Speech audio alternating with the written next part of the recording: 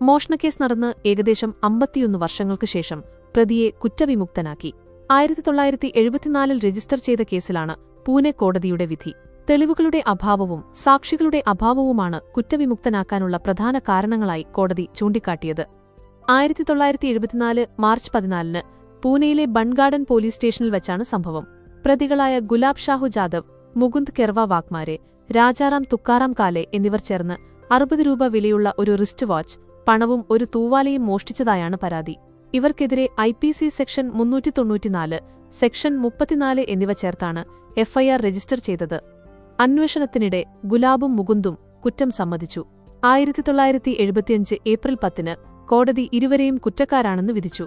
എന്നാൽ മറ്റു പ്രതികൾ ഒളിവിൽ പോയതിനാൽ വിചാരണ നടത്താൻ കഴിഞ്ഞില്ല. ഇയാൾക്കെതിരെ വാറണ്ട് പുറപ്പെടുവിച്ചെങ്കിലും കേസ് നീണ്ടുപോകുകയായിരുന്നു.